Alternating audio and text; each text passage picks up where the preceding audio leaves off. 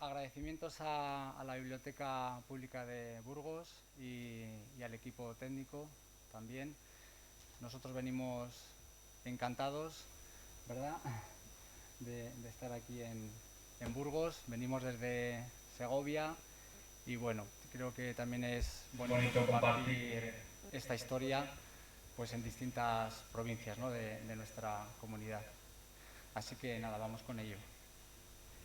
Me gustaría comenzar esta presentación con unas líneas que podemos encontrar en el texto introductorio de Mariano Fuente Blanco, que dice así: ahora la revolución comunera llega a revolucionar el cómic con la magnífica creación de Jorge Rodríguez Rivero, Los Comuneros, 500 años de una rebelión.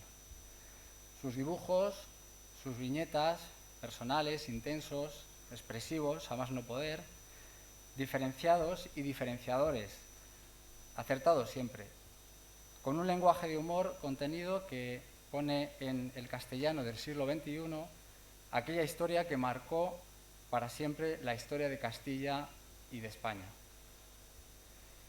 Venimos a presentar la conmemoración de Comunera más fresca y amena, divertida e informal, con este cómic de Jorge Rodríguez Rivero y las pinceladas históricas de un destacado estudiante de Historia de la Universidad de Salamanca y autor del epílogo del mismo, Jesús Pardillos Pastor. Bienvenidos a los dos. Empiezo a presentar a Jorge. Es ilustrador y dibujante madrileño, afincado en Segovia, con amplia trayectoria en el ámbito publicitario y editorial. Su estilo personal recuerda a la edad dorada del cómic español, los 80, del que Rodríguez Rivero es un encendido admirador. Dice que con el Víbora o la revista Cairo aprendió que se podían contar toda clase de historias, pero con estilo. Es un admirador de los maestros belgas y franceses como Hergé o Franklin, y de España, Max. Su trabajo se sustenta sobre una buena documentación gráfica e histórica y un notable sentido del humor. Trabajo a mano, a la antigua y muchísimo, yo diría, muchísimo oficio. Porque Jorge lo hace todo a mano. No se vale de nuevas tecnologías. Nada, cero. Además, cero. Lo hace todo a mano. Las obras recientemente publicadas de Jorge son Los Comuneros, 500 años de una rebelión, de 2019, ediciones de Erbiche; Historia de Segovia abreviada, 2019, ediciones de Erbiche; Vida y Milagros de San Frutos Pajarero, 2019, ediciones de Erbiche; Juan Sebastián Elcano, La primera vuelta al mundo, 2019, Ministerio de Defensa; Segovia antes de Segovia, crónica geológica de cuando todo eso era campo, 2020, ediciones de Erbiche; Gonzalo Fernández de Córdoba, El Gran Capitán, 2021, Ministerio de Defensa; y Lepanto, en octubre, lo más reciente, de 2021, Ministerio de Defensa. Un intenso trabajo estos últimos años, muy ligado a Segovia y muy centrado en el relato histórico. Buen camino también, iniciado junto al Ministerio de Defensa, que parece que ha cogido el gusto por el cómic. Y bueno, por cierto que estas publicaciones del Ministerio de Defensa están libremente en Internet para poder ser descargadas y vistas, y además se pueden hacer encargos también para centros educativos y son gratuitos. Esta es un poco la intención del Ministerio también de Defensa. Pasamos a Jesús Pardillos Pastor. Joven segoviano, estudiante de Historia por la Universidad de Salamanca. Desde su temprana juventud, la historia y la política le han causado cierta inquietud. Además, como segoviano y castellano que es, le gusta su tierra, Castilla, su cultura, su folclore, sus paisajes, sus gentes y su historia. Esta inquietud y preocupación por la historia y por Castilla es lo que le llevó a indagar sobre los comuneros. Un suceso histórico muy presente en los segovianos y que es muy importante en la historia del pueblo castellano. Su primera toma de contacto con los comuneros le causó tal impresión que hizo se determinara por estudiar historia, una decisión de la que hoy está muy satisfecho. Con el tiempo ha ido profundizando y ampliando conocimientos sobre el asunto. Sin embargo, todavía es joven y en formación. Y yo añado con talento. Por tanto, aún le queda mucho por aprender, tanto de la historia de los comuneros como de la historia en general. Así es que bien claro lo has dejado, sí. Jesús. La historia de los comuneros te puso en rumbo. Así y es. Bueno, creo que es importante también tener en cuenta estas cosas y cómo cada uno, ¿no? Buscamos ese ejemplo y buscamos un poco el futuro. Bueno, Jesús nos va a contextualizar y nos va a ilustrar también los acontecimientos de la revuelta comunera sobre el relato de Jorge, el que nos ha puesto, que nos pone aquí Jorge hoy. A mí me gustaría empezar antes, bueno, pues preguntando un poco a Jorge sobre tus referentes, ¿no? ¿Cuál fue tu, digamos, tu referencia? ¿Cómo te iniciaste en el mundo del cómic? Y bueno, ¿cómo has llegado hasta aquí? Pues leyendo todo. Pásate si quieres, yo creo, para que nos recoja un poco mejor. Leyendo todo lo que caía en las manos, intentando copiarlo, dibujando y dibujando todo continuamente. Y luego ya cuando creces un poco y ves que te tienes que buscar la vida, pues dices, pues me la voy a intentar buscar por este lado, que es lo que me gustaba y lo que me sigue gustando. Se pasa mal, muy mal, pero bueno, si se cree y se trabaja, se puede. Mucho, supongo. Pero esta gente de los 80... Sí, bueno, para mí fue el Víbora. Yo me crié con el Víbora. Me pilló eso con 15 añitos y el underground puro y duro de los 80. Y aquello fue un shock, ¿no? Decir, joder, ya está bien de superhéroes y moñeces de estas que... Y luego justo un poco después apareció el rollo de la línea clara reivindicando pues eso a Hergé, a Uderzo, a Franklin, a todos los belgas. Y ya fue una fusión y intentar encontrar tu propio estilo, intentar mezclar un poco de todo, que supongo que algo de Pozo habrá dejado todo. Un poquito del underground, otro poquito de lo limpio, algo mío supongo, y bueno, sale eso. Supongo que será la mayoría. Bueno. Y con el paso del tiempo más, ¿no? Entiendo también, porque... Sí, claro, cada año que pasa miras lo que has hecho y dices, joder, qué malo era el año pasado y tal. Y la evolución. Es evolución continua. Como estamos todo el día dibujando, pues el trazo va evolucionando contigo también. Dibujando y escribiendo, ¿no? Porque también en muchos casos, o en la mayoría, bueno, no sé cómo es exactamente tu experiencia en el caso de los cómics de historia, el guión es la propia historia. Esto pasó, fue así, y hay que contarlo.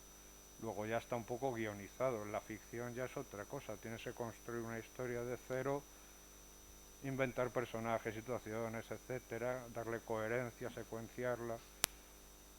Esto es más sencillo por eso, porque es la historia. O sea, en 1400 tal pasó esto, el año siguiente se casó el otro, hubo guerra, está ahí, entonces tú ya lo vas uniendo. Bueno, la historia, que lo más difícil es condensarla, claro, tienes que meter tijera, tienes que no falten... Sí, ¿no? No. Está muy bien que sea historia y es contar lo que ha pasado, ¿no? Pero no creo que hay una gran dificultad de condensar. Claro, ahí tienes que meter, también. Tienes que cortar, sí o sí, porque si no haríamos unos tochos imposibles de editar, claro. Que no se olvide nadie, ¿no? De los protagonistas de la historia, sobre todo lo que se quiera contar. Y bueno, y luego meter también, ¿no? ese humor, que es lo que caracteriza también, ¿no? a este tipo de estos Bueno, sí, trabajos, a lo este se trabajo. intenta, claro. Tú es siendo, ¿Cuánto tienes? ¿Cuánto humor tienes? Así de pues de yo 1 a qué 10, sé, no Jorge. tengo ni idea. Tú te Mucho. pones y hay a lo mejor un gag que tú crees que es buenísimo, a la gente no le gusta, y otro que dices, esto lo voy a ver si lo cuelo y no tal, y resulta que tiene éxito. Eso no se sabe. Tú intentas eso, ser informal, contarlo de una manera un poco Con ironía fiel, también, ¿no? fiel, pero con Con sí, con ironía, ironía, usando con... anacronismos, Eso es, bueno, intentando que sea chistoso, se si es acomode. posible, que se pueda leer con una sonrisa y te puedas enterar de la historia, claro. Bueno, pues yo creo que eso es lo más importante, ¿no? de este tipo de trabajos y que además Jorge se está acercando mucho, ¿no? a la divulgación por contar sobre todo este tipo de capítulos, estos capítulos Sí, de la bueno, historia, ¿no? Creo que toca, también es sí. importante y por eso también Jesús hoy, creo que no sé si en otra situación también te habrás encontrado tan, vamos, eras una pieza clave hoy aquí para que nos dieras un poco esta visión un poco más amplia del contexto del relato de Jorge y de sobre todo la historia de nuestra, que es la que quería contar Jorge, la que se ha contado y la que bueno, nos vienes a ampliar tú un poco también desde este ámbito universitario que para mí es importantísimo, cimentarse bien y encontrar interés por cualquier cosa, que yo creo que también son dos ejemplos de interés, ¿no? de talento y de seguir hacia adelante. Así que nada, cuando quieras Sí. nos puedes ilustrar. Vale, pues si queréis damos paso a lo que es la charla sobre pues, los comuneros. Lo que voy a hacer va a ser pues hablar de toda la historia, pues de cómo surge, cómo va desenvolviéndose hasta pues cómo acaba y qué repercusiones tiene hoy en día. Y para ello lo que voy a hacer es utilizar el cómic de Jorge como hilo conductor del relato. Como quieras, sí, Jorge, si queréis. Sí. Vale, Vale. Jorge mientras tanto va... Paso los originales y los bocetos y así. Esta era la sorpresa. Sí. La sorpresa era que Jorge se traía el trabajo, el trabajo a mano, ¿no? Las Sí, ahí láminas está. originales del trabajo, que es muy bonito. Y ya, Sí. ya. Y mientras tanto vas a dibujar, Vale, ¿no? sí. Bueno. Y más o menos lo que está ahí pues sería así, en plan. Pero ya os dejo con José. Vale, pues antes de nada es necesario primero pues hablar de cuáles son las causas y del contexto y las condiciones materiales que hay en la Castilla pues, de la primera mitad del siglo XVI. Para ello, pues primero está lo que sería que hay que entender que la revolución de los comuneros no es algo, no surge en 1520, sino que viene arrastrando de mucho antes, desde la muerte de los reyes católicos, y que hay pues diversos factores, diversas causas a largo plazo que influyen mucho en la revuelta. En primer lugar, es necesario hablar de pues, cuál es el territorio de Castilla en este momento. La corona de Castilla incluía un amplio territorio, era uno de los reinos, era el reino peninsular más grande e incluso de los más grandes de Europa, y incluía lo que es desde Galicia, Asturias, Andalucía, sobre todo con la incorporación del reino nazarí de Granada en 1492, pues Extremadura, Murcia y pues los territorios castellanos en su estricto senso. Además, es muy importante que en este extenso territorio la parte más ocupada era lo que hoy se conoce como justamente como España despoblada. O sea, curiosamente esa parte que hoy en día está despoblada, en ese momento era la parte que más demografía tenía y por lo tanto que más actividad económica tenía. O sea, mira, hay unas cifras que dice que a finales del siglo XV la población de Castilla tenía unos 4.500.000 habitantes y que en 1541 tenía 5.600.000 habitantes. O sea que son unas cifras bastante grandes para lo que es el siglo XVI. Además, de la mano de esto se da un crecimiento de las ciudades y un crecimiento económico que va asociado en Castilla a la industria textil, ya que la actividad lanera era la actividad más importante. Pero ya a principios del siglo XX esta industria ha empezado a decaer, sobre todo porque la materia prima de la lana es exportada a puertos extranjeros, como a los puertos flamencos. Entonces, mientras hay ciertos sectores, ciertas ciudades que se dedican a esta exportación, hay otras, las ciudades industriales, como pueden ser Segovia o Toledo, que son, pues, que empiezan a entrar en decadencia. Y esto es muy fundamental, como ahora indicaremos, para entender todo lo que es el movimiento. Aquí hay una viñeta que ilustra precisamente eso, que los textiles castellanos eran, bueno, aparte de las mercancías de las Indias, pues por el tema de América y del oro, eran los recursos más importantes de este momento. Y pues aquí además lo ilustra de una forma cómica y demás. Además, otro elemento muy importante para entender toda esta crisis económica es también la crisis política, ya que los reyes católicos habían conseguido un estado muy consolidado y muy fuerte que, pues a la muerte sobre todo de Isabel la Católica en 1504, ya empieza a decaerse y empieza a haber una serie de disturbios y de gobiernos débiles.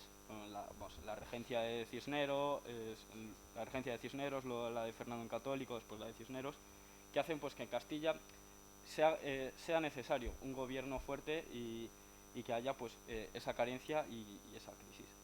Entonces, en este contexto y con estas condiciones es cuando llega Carlos V a Castilla. Carlos V era un flamenco, había nacido en Gante en 1500 y pues había tenido esa educación pues, flamenca francesa muy alejada de lo que era el entorno castellano. Carlos ni conocía la lengua castellana, ni las tradiciones, ni la cultura política, prácticamente nada, más allá de, pues, de lo que le iban diciendo sus consejeros y la corte flamenca pues, que le rodeaba. Carlos V era hijo de Felipe el Hermoso y Juana, conocida como la Loca, y por lo tanto era el heredero legítimo de los reinos de Castilla y de Aragón. Además, eso por parte de Juana, porque sus padres eran los reyes católicos. Y por parte de Felipe, su padre era Maximiliano I, el emperador del Sacro Imperio Romano Germano, por lo tanto era aspirante a ser el emperador. Y la madre de Felipe era María de Borgoña y pues, tenía otros tantos territorios en Europa que Carlos podía gobernar y que empezó a hacer ya en 1516. O sea, con un joven de 16 años que ya gobierna unos amplios territorios. Entonces, a la muerte de Fernando el Católico en 1516, se queda vacante ese puesto y pues Carlos se autoproclama emperador sin haber nunca pisado Castilla y ahí desde Flandes, vaya. Pero, pues claro, en Castilla se crea un malestar y se necesita pues que el rey esté presente y que haya un estado fuerte que lleva careciendo, que Castilla carece desde la muerte de Isabel la Católica. Y eso se lo muestra a Cisneros en una carta diciéndole que por favor que venga, que es necesario, que Castilla lo necesita. Carlos, obedeciendo a esta carta de Cisneros, embarca hacia Castilla pues en 1517 y nada más llegar, pues lo que hace es convocar unas cortes en Valladolid en 1518 para ser proclamado y jurado rey por los procuradores, que eran los representantes de las ciudades que debían aceptar al rey. Estos le juran, aunque ya se crea cierto malestar porque había llegado rodeado de flamencos, no tenía ni idea de castellano y no solo eso, que pues, era un factor menos importante, sino que lo que hace es dar los puestos políticos más importantes a esos flamencos que le acompañan. Y estos flamencos, además de poseer y de quitar esos títulos que le corresponden a los castellanos, lo que hacen es entrar en una serie de corrupciones que para nada gustan tanto a los nobles castellanos, con que ya les está quitando los puestos, como al vulgo, pues que estas corrupciones acarrean pérdidas en los castellanos. O sea, por ejemplo, a Guillermo de Croy o de Chievres le llamaban el capro, que significaba el cabrón. O sea, ya existía esos insultos directos desde los castellanos. Entonces, bueno, pues Carlos, después de las Cortes de Valladolid, se dirige hacia el resto de Cortes de Aragón, pues, que también tenía que ser jurado rey, y mientras tanto, pues eso, va viajando por los diferentes territorios peninsulares. Y llega 1519, pues muere Maximiliano I, que era pues el emperador, como hemos dicho, y deja vacante ese puesto que podía aspirar Carlos. Entonces, él lo que hace es que, vamos, como él quería ser emperador, y tiene que sobornar a los electores para el imperio, y pues pide préstamos a los banqueros Feuer, que le conceden pues esos créditos, y al final pues logra que le proclamen el emperador frente al otro aspirante, que era Francisco I de Francia. Entonces él ya tiene que pagar el préstamo que ha pedido a los banqueros alemanes y el viaje propio a Alemania. Y claro, desde la tesorería imperial no hay ese dinero. ¿Y qué hace? Pues pedirlo a los castellanos. Y para ello convoca unas cortes en Santiago en abril de 1519. Entonces, por lo tanto, haciendo una recopilación, lo que pasa es que pues, Castilla está en un momento de crisis económica industrial, de falta de un poder carente que Carlos no ha sabido cubrir, y además de una petición de impuestos que para nada beneficia al pueblo castellano, y que además los flamencos que están acaparando los puestos lo que hacen es entrar en una serie de corrupciones. Pues ya empieza una sublevación en Toledo, que ahora la mencionaré, y se llega a las Cortes de Santiago. Estas Cortes, pues evidentemente no salen tal y como gustaría, y el impuesto no se aprueba. Entonces se convoca otra el mes siguiente, en mayo de 1520, en La Coruña, que allí ya sí que los procuradores que han sido sobornados aceptan estos impuestos. Sin embargo, ya había llegado una carta desde unos frailes de la Universidad de Salamanca que decían que no tajantemente estos impuestos, que el monarca no se tenía que ir al imperio, sino que se tenía que quedar en Castilla, y que si no, pues la comunidad de Castilla, las comunidades, harían lo consecuente a no cumplir estas peticiones. O sea, aquí ya hay una amenaza de insurrección. Y esto es lo que he reflejado aquí, estos textos de la Carta de los Frailes de Salamanca, que dice en el primer punto: que no se consienta en servicio ni en repartimiento que el rey pida al reino.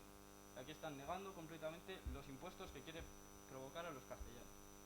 Y luego dice: no es de razón y su cesárea majestad gaste la renta de estos reinos en las de otros señoríos que tiene, pues cada cual de ellos es bastante para sí, y este no es obligado a ninguno de los otros, ni sujeto, ni conquistado, ni defendido de gentes extrañas. Aquí lo que están diciendo es que el rey se tiene que quedar en Castilla, y que tiene ante todo anteponer lo que es el reino castellano a la corona imperial, puesto que ya están viendo que no va a beneficiar en absoluto el pertenecer a un imperio, como posteriormente pasará.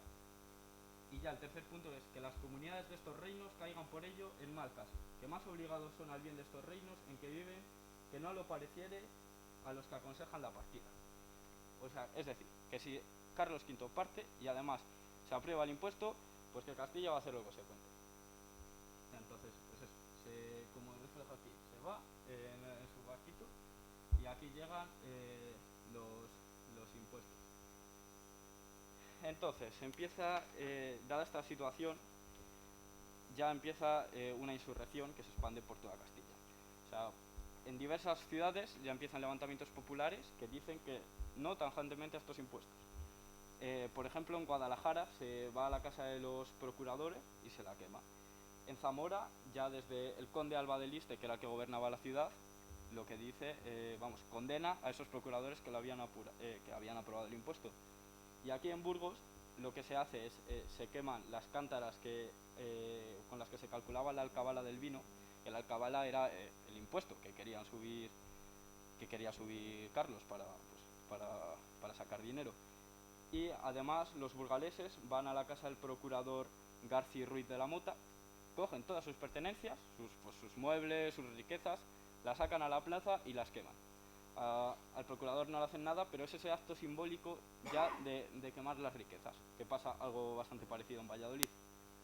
Sin embargo, en Segovia, que para un escritor del siglo XX llamado Rodrigo Soriano es un soviet del siglo XVI, lo que se hace es se reúnen los segovianos en la iglesia del Corpus Christi y lo que hacen es criticar al rey. Entonces hay dos personas llamadas Hernán López Melón y Roque Portal que acusan a estos segovianos de blasfemar y de ir en contra del rey. Entonces los segovianos ven en estas dos personas unos traidores y cogen, los sacan fuera de la ciudad y les ahorcan. Entonces, bueno, luego llega el procurador de Segovia, Rodrigo de Tordesillas, que había aprobado las Cortes al ser sobornado por el rey y pues sufre el mismo destino que estos disidentes, que básicamente es ahorcado pues, en la plaza de Segovia. Entonces ya se va generando esa chispa comunera que hace que se inicie ese descontento y que vaya dando lugar a la revolución. Pero llega lo más importante, que es que en Toledo, pero en Toledo ya se había iniciado justo la revuelta antes de las Cortes de Santiago, un motín que había estallado el 23 de febrero de ese mismo año, 1520. Y Toledo se había formado en una junta de gobierno que negó a los representantes y a los procuradores a acudir a las Cortes. Directamente les negó. Y una vez empezada toda esta revuelta después de las Cortes, lo que hizo fue llamar a las ciudades a juntarse en Ávila en una junta para decidir sobre el devenir del reino. Pero tan solo en esta junta de Ávila acudieron Toledo, Salamanca, Toro y Segovia. El propósito de esta junta de Toledo era figurar las ciudades de Castilla como unas repúblicas italianas y que esta junta fuera el órgano supremo del reino, que decidiera por el reino. Pero claro, pues que solo hubieran acudido 4 ciudades de Castilla, pues limitaba bastante el papel que podía tener la junta y que deseaba que tuviera Toledo. Sin embargo, bueno, pues por otro lado estaba Adriano de Utrecht, que era uno de los flamencos que venía con Carlos V, que había sido asignado como el regente del reino. Y pues dada la revuelta de Segovia, que no había gustado nada a las altas esferas, pues lo que decide es ir a asediar Segovia y ir a pues castigar a los rebeldes segovianos. Entonces manda a 2 nobles, que son Ronquillo y Fonseca, y estos lo que hacen es pues sitiar la ciudad y tratar de que no entren provisiones a Segovia. Y de ahí pues viene el canto del romancero de Luis López Álvarez, que dice que ya puede quedar Ronquillo a la orilla del Eresma, que Segovia no se rinde, Segovia no se doblega. Sin embargo, a pesar del sitio, llegan las tropas comuneras de Madrid con Juan de Zapata a la cabeza, de Toledo con Juan de Padilla y de Salamanca con Francisco Maldonado, que liberan Segovia del asedio. Y pues entonces Segovia queda liberada. Pero por otra parte el ejército real no se conforma y lo que hace es ir a Medina del Campo a pedir artillería para poder ir contra Segovia. Sin embargo, Medina del Campo se niega porque era una ciudad comunera y popular y pues no quería que se atentara directamente contra Segovia, y pues como tal Medina es castigada y quemada el 21 de agosto de 1520, como refleja aquí la ilustración. Esto genera 2 cosas. Pues primero una respuesta momentánea de Medina, que lo que hace es sacar al regidor Gil Nieto a la calle y lo descuartiza, y por otra se generaliza en toda Castilla el sentimiento comunero y pues la disidencia contra Carlos V. Los comuneros marchan a Tordesillas el 29 de agosto, donde estaba Juana la Loca, para negociar con ella, y ahí es donde establecen la Santa Junta. En este momento ya hay 2 factores que son determinantes para la revuelta. Por una parte está que Medina del Campo ha provocado un sentimiento de reacción contra el ejército real y contra la monarquía. Entonces los comuneros, la revuelta comunera se expande. Y por otro, la Junta llega a Tordesillas, que era precisamente donde estaba Juana la Loca, que algunos comuneros consideraban que era la legítima heredera. Entonces la Santa Junta se establece allí y ya diversas ciudades se van añadiendo, y ya no son 4, sino 14. O sea, ya están Burgos, Soria, Segovia, Ávila, Valladolid, León, Salamanca, Zamora, Toro, Toledo, Cuenca, Guadalajara, Murcia, Madrid. Y en este momento es cuando ya se empieza a elaborar un plan político.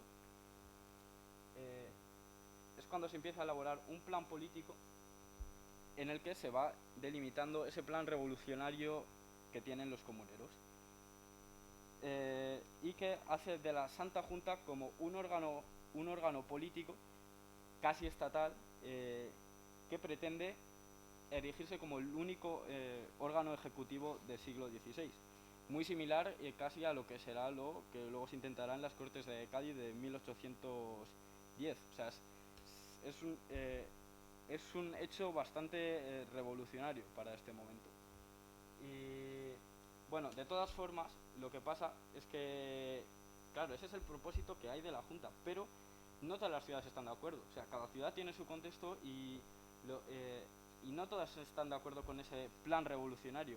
Entonces, aquí se genera una oposición entre los moderados, que simplemente lo que pretenden es negociar con el rey y plantearle una propuesta y que el rey acceda, y por otra parte están los radicales, que dicen que no, la Junta tiene que ser quien decida por el reino, el pueblo debe dar a los pueblos sus líderes y por lo tanto al rey hay que imponerle nuestras normas.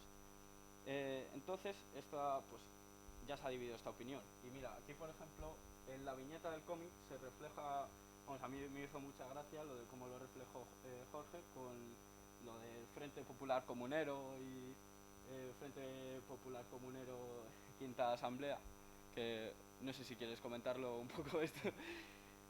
¿Cómo te viene la inspiración, Jorge? Pues habéis visto la vida de Brian, también viene por ahí, o sea, tampoco. Y luego eso, joder, la cantidad de divisiones y subdivisiones que hay en los movimientos, digamos, políticos, y sobre todo en los de izquierda. Sí, pues se pueden afinar y afinar y afinar. Pues eso, así se me ocurrió. A ver, cuéntanos, perdona Jesús, Sí, si no. te parece, cuéntanos un poco, bueno, no sé, estar aquí haciendo un personaje Sí, muy local, muy local. Sí, Podríamos una decir. especie de decirlo así, dices, porque no fuera un Juan Bravo, que ya. Bien. ¿Cómo te imaginas al Cid? Pues vamos, típico tío que entra por una puerta y primero entra el pecho, luego ya la cabeza, una cosa medieval. O sea que muy higiénico tampoco podíamos.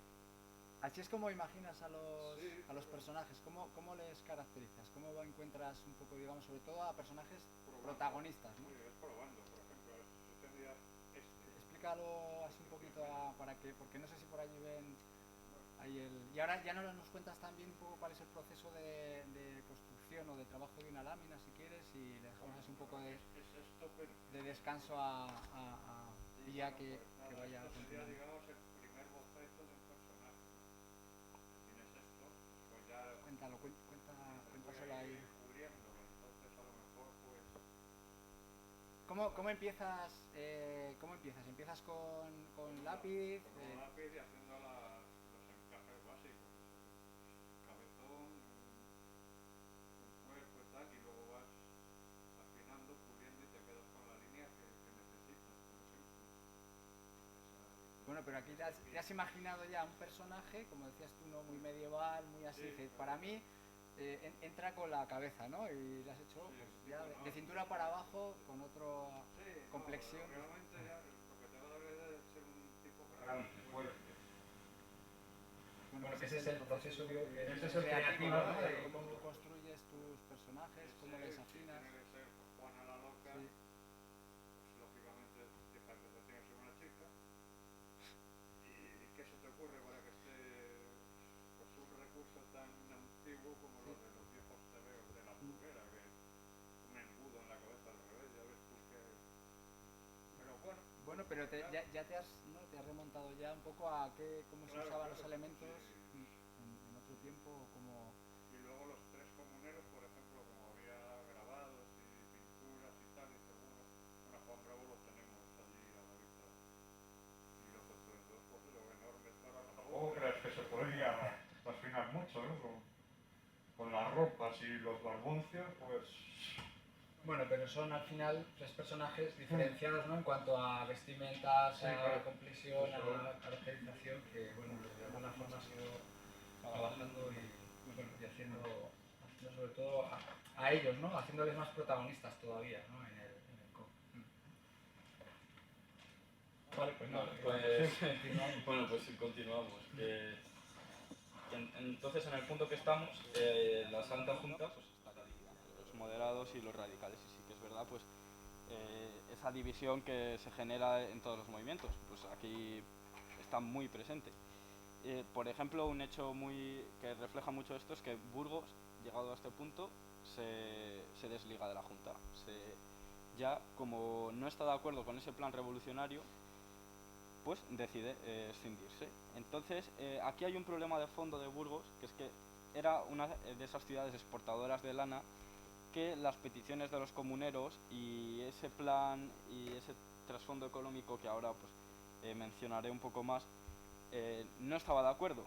Entonces, los magnates burgaleses, los elitistas y los grandes comerciantes y burgueses son los que ganan en la opinión y los que deciden que los comuneros, o sea, que no pueden formar parte del movimiento comunero, que se están yendo demasiado y que no están de acuerdo con ese plan revolucionario y por lo tanto se pasan del lado del movimiento,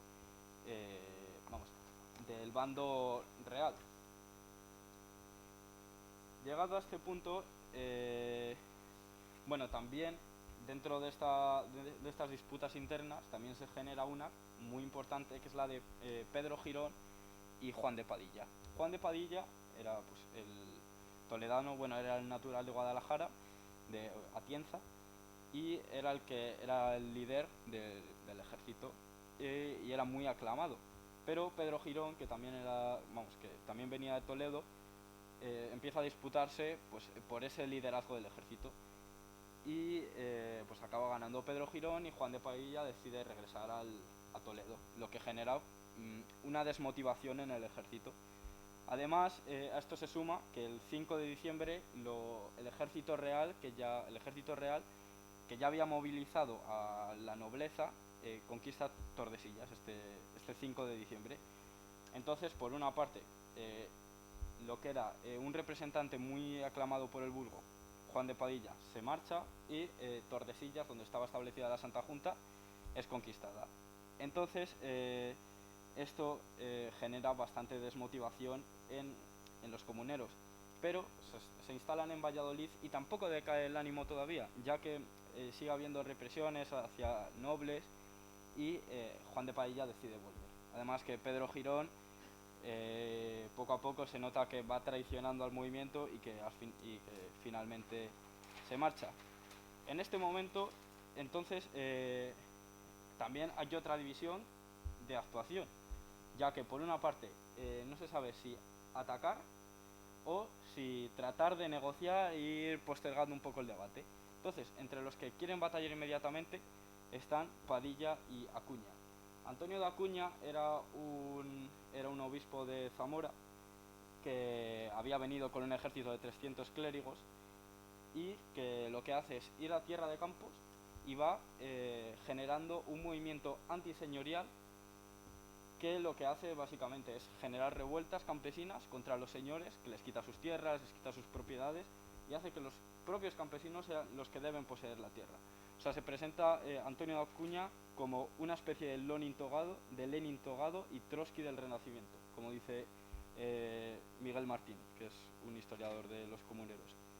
Padilla, por otra parte, mientras Acuña se dirige a Tierra de Campos, Padilla se dirige a Burgos y junto con el conde de Salvatierra y su ejército de campesinos de las merindades tratan de ir a retomar Burgos para el movimiento comunero, ya que era fundamental recuperar a Burgos.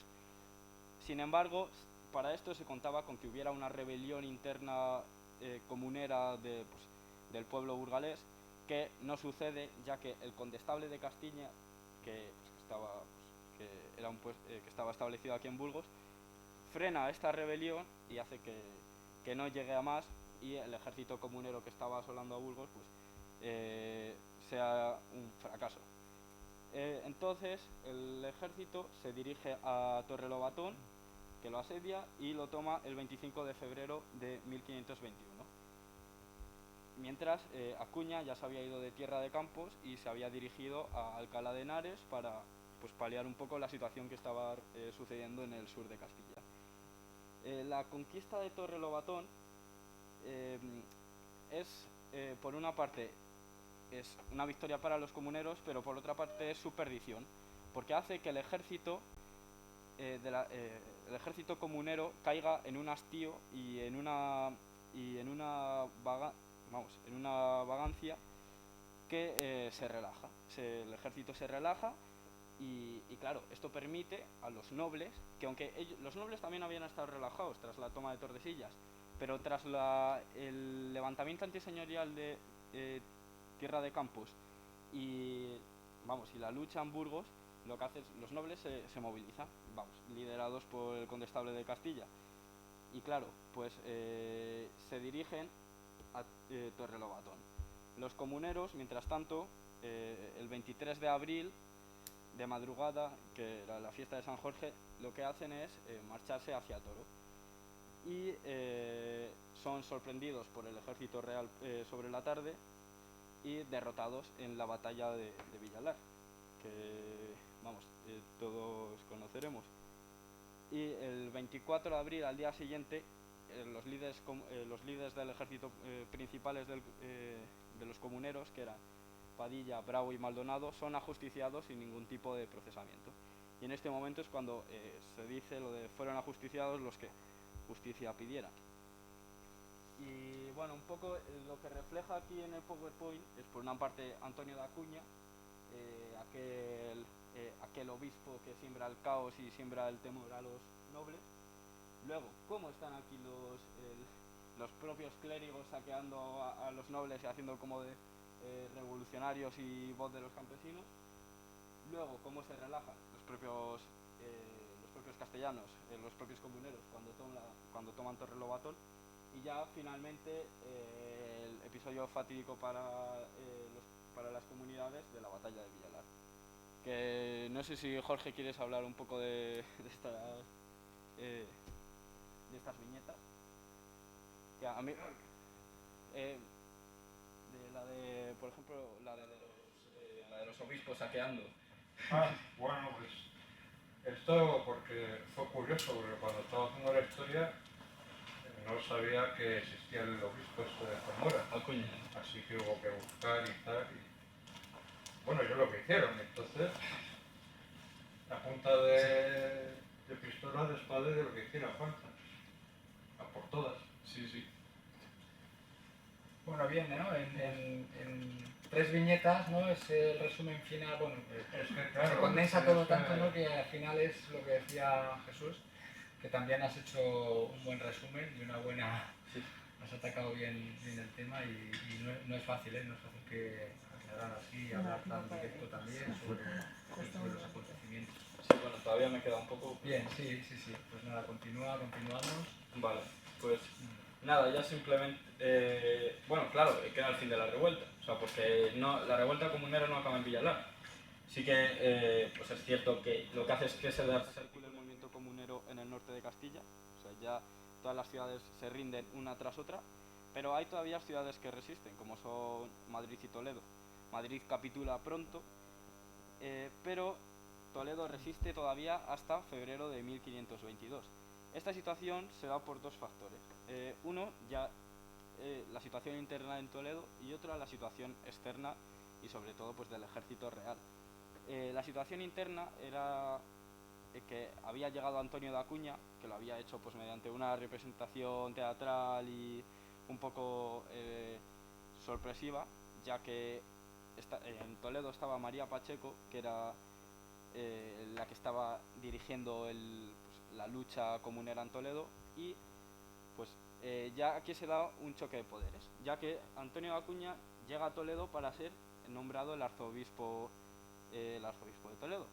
Y pues se genera esa lucha por el liderazgo del movimiento, por una parte pues Antonio de Acuña, y por otra María de Pacheco. al final lo que pasa es que Acuña va perdiendo el poder, la influencia popular que tenía, que era lo que le mantenía, y María Pacheco se hace, Acuña se marcha a Toledo y María se hace pues con el liderazgo de la ciudad. La otra cuestión es que en este momento surge una problemática, que es que los franceses empiezan a invadir Navarra. Entonces, claro, el ejército imperial, el ejército real, tiene que ir a mantener Navarra, que era una posesión de la monarquía. Y claro, incluso muchos comuneros que habían luchado contra ese mismo ejército meses antes, lo que hacen es unirse contra él y ir a por el invasor francés. Pues esto permite a Toledo resistir y a María Pacheco mantenerse en una posición de superioridad y más que de superioridad, de poder permitirse negociar con el ejército real.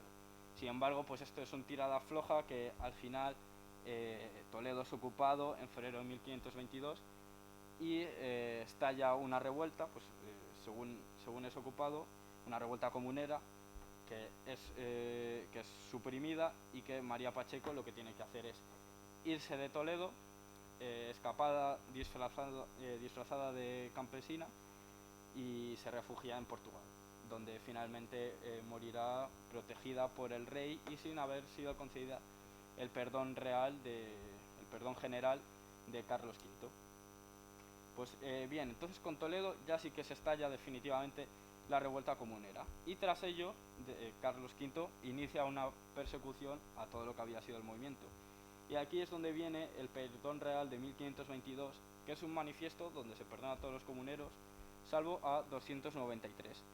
Es verdad que todos los comuneros son perseguidos, aunque no estén dentro de esta exclusión del perdón, y son perseguidos de diferentes maneras, porque realmente solo se ejecuta oficialmente a 23, 20 mueren en la cárcel antes de ser procesados, y otros tantos pues son perseguidos de diferentes maneras.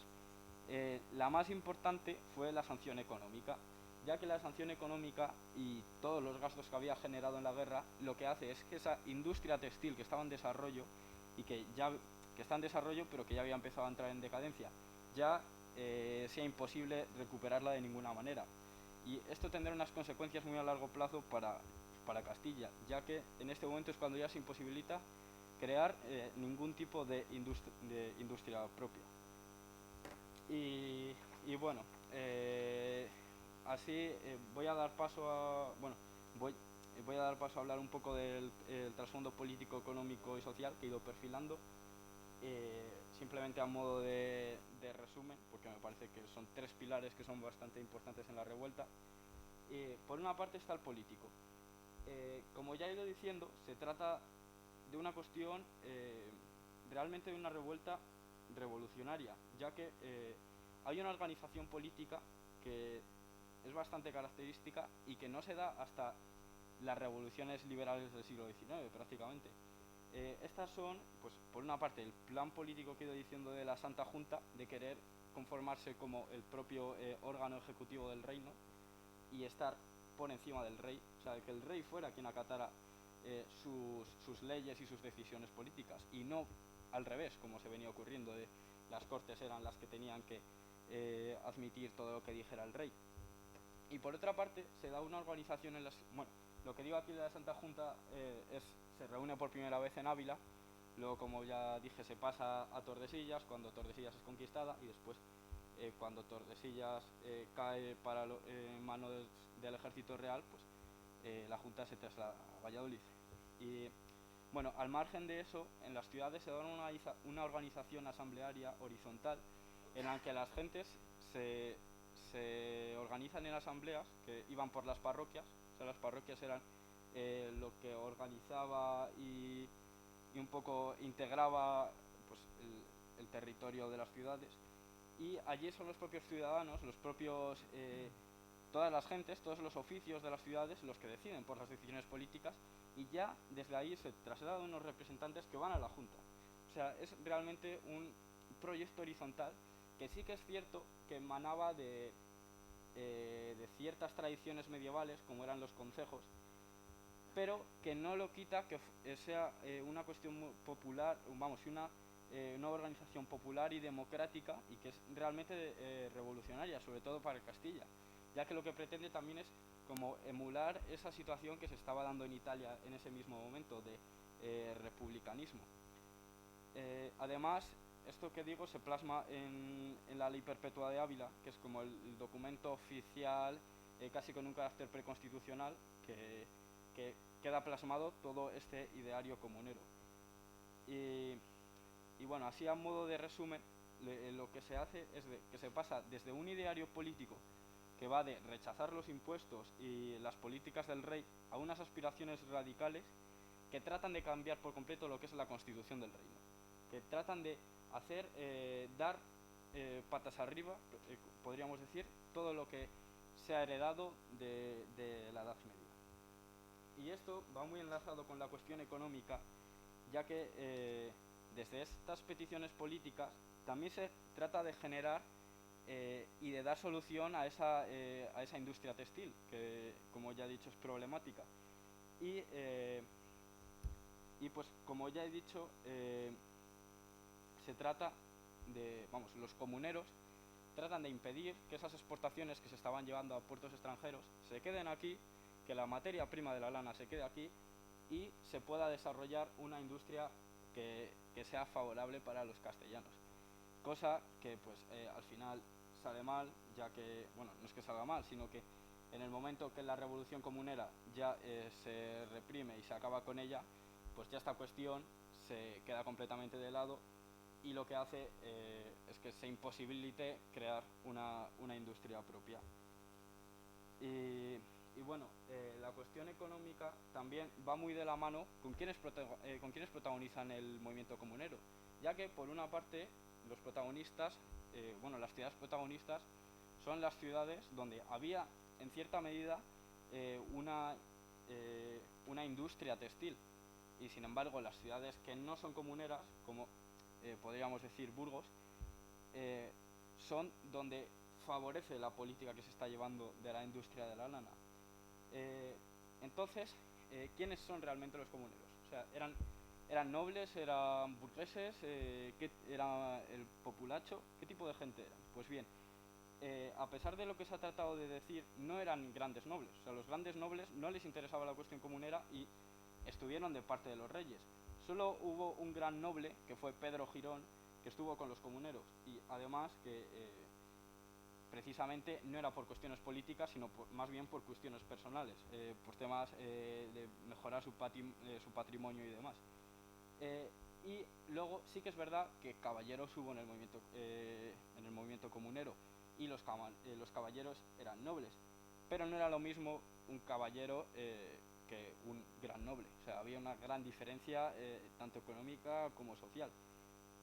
Y además estos caballeros, aunque fueron los líderes, no fueron realmente los protagonistas, ya que el pueblo los puso allí porque además creía que poniendo a caballeros sería exitosa la revolución, y que además pues sería más fácil negociar con la alta nobleza. Pero realmente, o sea, como se reflejó por ejemplo en el Perdón General de 1522, de 1522, el estrecho las filas comuneras eran sobre todo gentes de labradores, artesanos, letrados como jueces, bachilleres, boticarios, y en suma que eran la mayoría pecheros y gentes trabajadoras de las ciudades, pequeños burgueses industriales y labradores del campo, sobre todo pues en las revueltas antiseñoriales que se fueron dando a lo largo del campo castellano, y que fueron muy a la par con la revolución comunera. Entonces, básicamente podemos decir que también, además del conflicto político-económico, hay un conflicto social de lucha de clases, en el que la revolución comunera tiene un carácter social muy marcado, y que aunque sí que hay elementos que vienen de atrás, se trata de dar una vuelta, de revolucionar todo lo que sería la estructura heredada y de despegarse del todo de la tradición. Y como señala Miguel Martínez en su libro Los comuneros, el rayo y la semilla, los comuneros que se atrevieron a combatir el cielo. O sea, se da como un salto desde las clases populares a tratar de conquistar todo un poder político que es que en el siglo XVI era prácticamente impensable. Y realmente fue una revolución. Entonces, llegamos un poco a la trascendencia que ha ido teniendo el movimiento comunero en la historia, ya para finalizar. Y bueno, antes de hablar de esta imagen que es del siglo XIX, según la revolución comunera reprimida, aunque esta se acaba del todo, se da pues una larga represión, pero la revolución comunera pervive en la memoria histórica. O sea, esto por ejemplo lo vemos en un episodio que se da en Segovia en 1629, en el que aparece el morrillo, que era una columna donde supuestamente se sentaban los comuneros a hablar. Entonces lo que hace el obispo de una iglesia, Santa Olalla o Santa Eulalia, lo pone en mitad de la plaza y lo deja ahí. Entonces, pues la gente las autoridades de Segovia mandan quitarlo, ya que era como poner en duda ese orden que existía en el siglo XVII. Sin embargo, el obispo, bueno, sí lo quita de la plaza, pero lo pone dentro de la iglesia. Y se dice que por la noche los segovianos se reúnen allí como simulando cuando se sentaban a hablar, cuando charlaban sobre las políticas durante la revolución comunera. Y lo que hacen pues las autoridades es coger el morrillo y tirarlo por el alcázar para que ya no quede ningún resto. Que esto no, es un episodio muy circunstancial, pero que realmente muestra cómo todavía pervive ese legado comunero. Sin embargo, es evidente que hay un parón, hay un olvido que llega hasta el siglo XIX, que es cuando ya se retoma, cuando ya empieza a generarse un interés por los comuneros. Esto viene de la mano de dos factores, que son el liberalismo y el nacionalismo. Por una parte, los liberales del siglo XIX ven a los comuneros una figura de luchadores por la libertad y que lucharon contra los poderes monárquicos que ellos mismos estaban haciendo, contra Fernando VII. Y además que estos héroes habían luchado por su patria, por mejorar su patria, que eran precisamente lo que eran ellos también, nacionalistas, además de liberales. Por ejemplo, bueno, en este momento es cuando se empiezan a crear sectas liberales que ensalzan estas figuras, como por ejemplo pues hizo Juan Martín Ruiz, Juan Martín Ruiz, el empecinado, que fue un guerrillero de la Guerra de Independencia, que en 1821 estaba en Villalar tratando de rescatar los restos de los comuneros. Y bueno, además esto se extiende a lo largo del siglo XIX y en 1873 se firma el Pacto Federal Castellano, que lo que pretende es crear una región, una nación castellana integrada por las 17 provincias, y que al final de esta declaración dice: la sangre de los Padillas, Bravo y Maldonado, que corre por vuestras venas, y el ardimiento que guardan memoria estos pueblos de las comunidades, garantizan el éxito de nuestras aspiraciones y deseos. Y esto, pues todo este sentimiento que ya vuelve a darse en el siglo XIX se plasma muy bien en autores románticos que van muy de la mano con el nacionalismo y bueno, con el liberalismo menos, pero con todas estas corrientes del siglo XIX, por ejemplo, como es Antonio Gisbert en su famoso cuadro La ejecución de los comuneros de 1862, que hoy en día se encuentra en el Museo del Prado, y que realmente es como es una idealización de los comuneros, pero que no deja de ser un interés por todo este movimiento que fue. En cuanto a la historiografía de los comuneros, el primer paso que se da es una recopilación de Manuel Dávila, llamada Colección de documentos inéditos sobre la historia de España, 1897 y 1900, que lo que hace es todos los documentos que había de los comuneros, pues los recopila y permite que a lo largo del siglo XX ya se empiece a estudiar más profundamente toda esta secuencia histórica. Aquí es cuando ya llegan pues las interpretaciones feudalistas como de Gabinetti y Marañón, que lo que hacen es entender los comuneros como unos atrasados que realmente lo que querían era mantener la estructura medieval, y que Carlos V era el que quería modernizar el Estado y que los comuneros no le dejaron. Esto es criticado por Manuel Azaña, y luego nuevamente se recupera ya con las tesis de José Antonio Maravall y Josep Pérez, que son los autores de finales del siglo XX, que ya hacen una cuestión y un análisis mucho más profundo y mucho más documentado de toda la revolución comunera, y que son pues, los autores en los que me he basado y los que he ido leyendo para conocer este suceso. Y ya en último lugar quisiera hacer una mención a lo que es el papel de los comuneros hoy en día y el legado que tienen, y considero que es muy importante ver que más allá pues, de toda esta historiografía, que es muy importante para conocer su papel, también se ha dado una memoria colectiva, ha formado parte de los comuneros dentro de la memoria colectiva de los castellanos, ya desde 1936, en la Guerra Civil, cuando se formó el Batallón de los Comuneros en la defensa del Frente de Madrid, o por ejemplo, simplemente el morado de la bandera tricolor, que en cierta medida, aunque es bastante criticable, representa el morado del pendón castellano, ya llegamos a la transición y se celebra el primer Villalar en 1976. Pues que lo que hace es que un grupo de castellanos se congregan en la comunidad, en el pueblo vallisoletano de Villalar a conmemorar lo que fue la batalla de los comuneros, y allí pues se juntan entre pendones, entre juegos populares, folclore, cánticos, y se da ese ambiente ilegal, porque era ilegal, popular, tradicional, que finalmente acaba siendo reprimido por la Guardia Civil.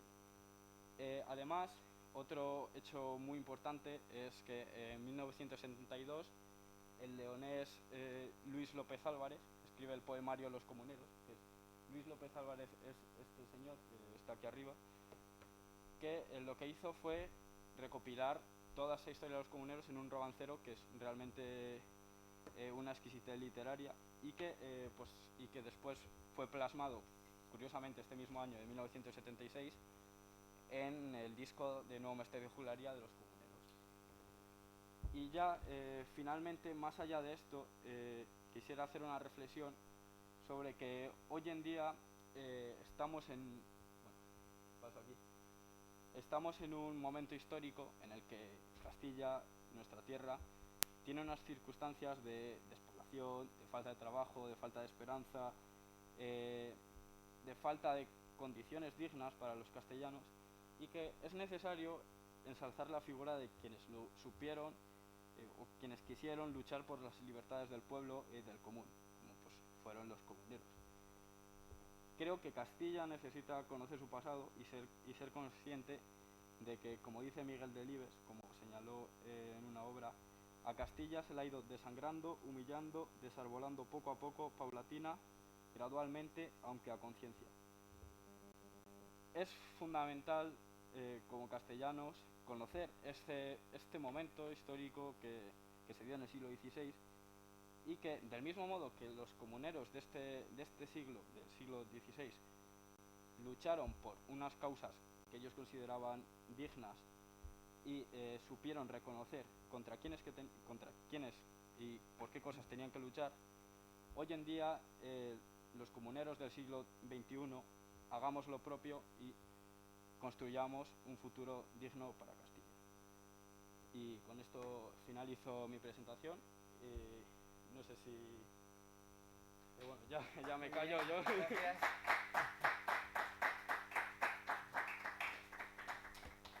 Muchas gracias, Jesús, por tu exposición también tan... bueno, fresca diría yo, ¿no? Yo creo que también es necesario conocer los acontecimientos y las historias desde todos los puntos de vista, desde todas las imágenes, desde cómo contarlo, ¿no? Y nos parecía muy interesante que, bueno, tener esta explicación,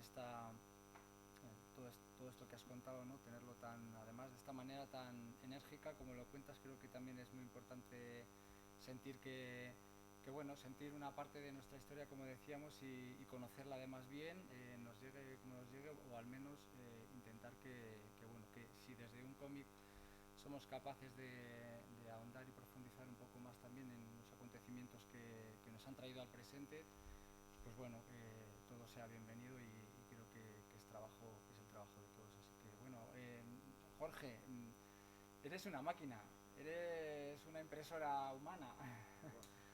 ¿Qué estás haciendo? ¿Qué has hecho ahí? Es como se plantearías una página, ¿no? Con primeros planos con siluetas, panorámicas.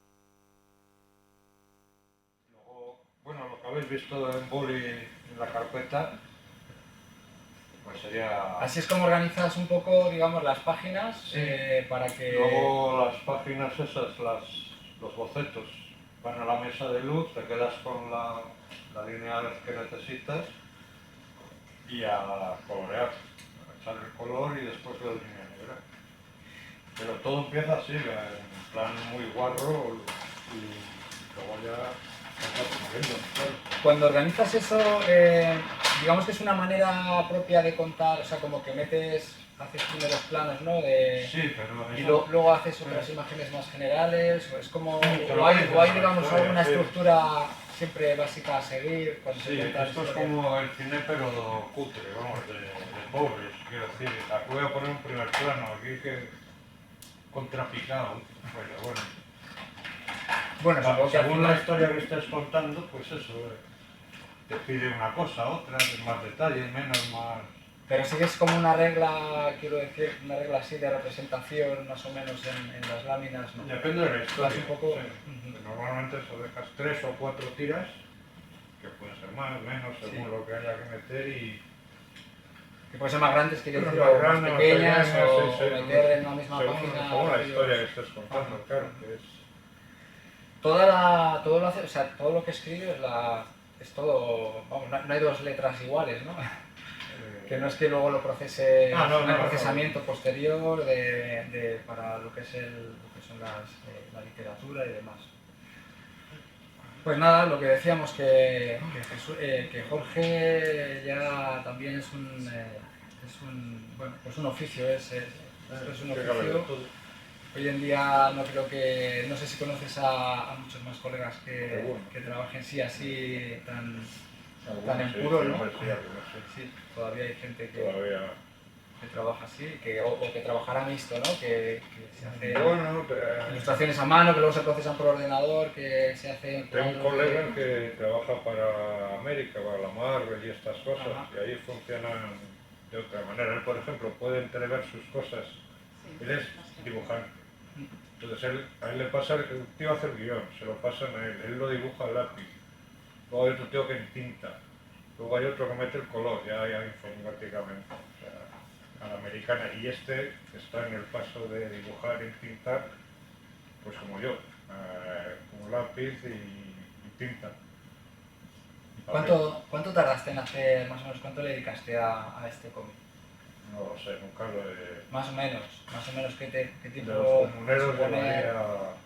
Desde lo que es un poco la recopilación... Lo más largo es construir el guión, o sea, dejar qué es lo que voy a dibujar. Luego ya dibujar es casi pura mecánica. A Jesús no le ha costado mucho, porque vamos, ha hecho ha sintetizado, Ya, ha condensado todo, ha dado detalles y bueno, en menos de, bueno, por así decirlo, en una hora, entre lo que hemos hablado contigo y con él. Bueno, pues sí, es lo que más tiempo llevo. A mí que soy dibujante, a otro que sea guionista, pero no le... lleva más claro. Bueno, no sé si tenéis alguna pregunta, cómo os ha llegado un poco la historia. Mira, sí, una pregunta. ¿Sí? Bueno, o sea, te quería preguntar sobre tu opinión en el momento en el que se divide este movimiento comunero entre varios bandos, unos que defienden ser más moderados y otros más radicales. ¿Qué te parece esta separatización? O sea, ¿crees que cada uno debe defender sus ideales o que tienen que buscar algún punto en común para llegar a algún sitio? Pues a ver, es emitir un juicio, un juicio de valor sobre una cuestión del siglo XVI, pues es bastante peliaguda. Lo que está claro es que esa división no favoreció en absoluto. O sea, esa división lo que hizo fue pues que Burgos se saliera del movimiento y que, claro, pues eso fue un error y eso limitó mucho al movimiento. Pero, ¿qué sería a lo mejor lo que tendría que pasar? Pues eso, pues no se puede saber tampoco. O sea, es bastante arriesgado valorarlo. De todas formas, aunque se dieran esas divisiones, lo que había es un problema de fondo de que pues, a Burgos, por ejemplo, lo que eran las aspiraciones del movimiento, pues no beneficiaban del todo. Entonces, más allá de la opinión que haya, si hay un trasfondo de una ciudad, de unos intereses sociales que van más allá de esas opiniones políticas, pues no se puede remediar.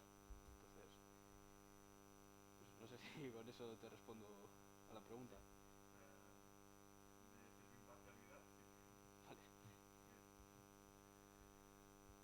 Vale, ¿alguna cosa más?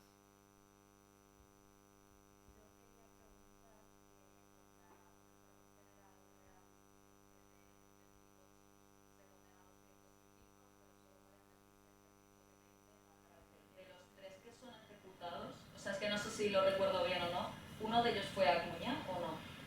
Acuña porque fue de... estuvo en Simancas, Sí, lo llevaron allí, pero luego murió más tarde.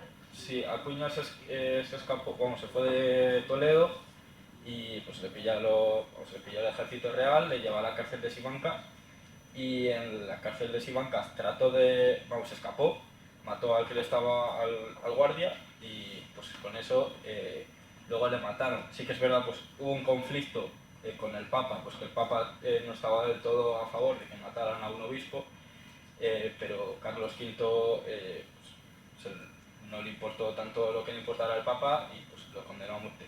Y supongo que eso Acuña contará dentro de los 20 que murieron en la cárcel antes de ser procesados, supongo, o igual es de los 23 que sí que fueron procesados, pero bueno, supongo que estará dentro de ahí. Vale, pues nada, Jorge, desearte éxito con las publicaciones, ¿sí? que funcionen bien, que cumplan la labor, ¿no? para las que se ha encomendado y se han concebido. Y Jesús, gracias por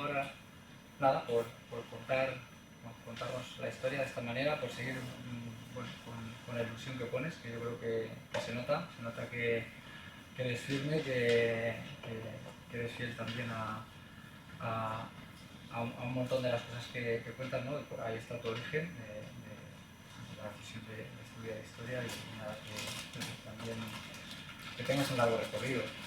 Y aparte, porque están los cómics.